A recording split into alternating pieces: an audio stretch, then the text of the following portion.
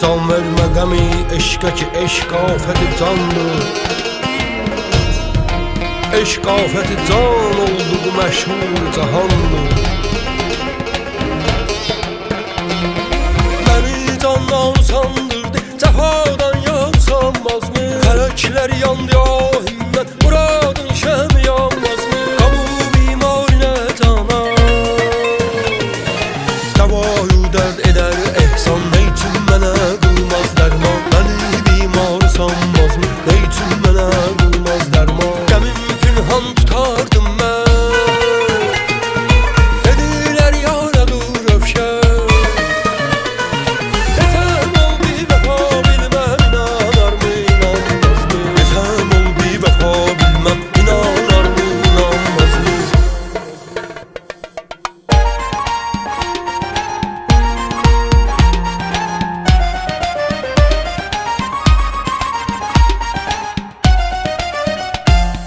Şabu hicran yanar canım, tökər qan çeşmi giryanım. Oyadar xəlqi əfqanım, qara bəxtim oyanmazmı? Gülür rüxsarına qarşı,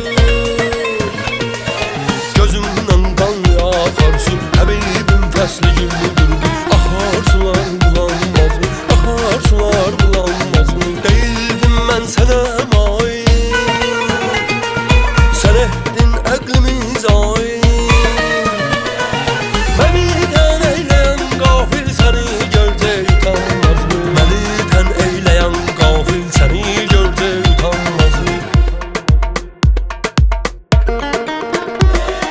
Füzulirin şeydadır, həmişə xəlqə rüsvadır. Sorun kim bu nə sevdadır, bu sevdadan usanmazmı? Gözümdən qan axar su, həbibim fəsli güldür bu. Axar sular bulanmazmı? Axar sular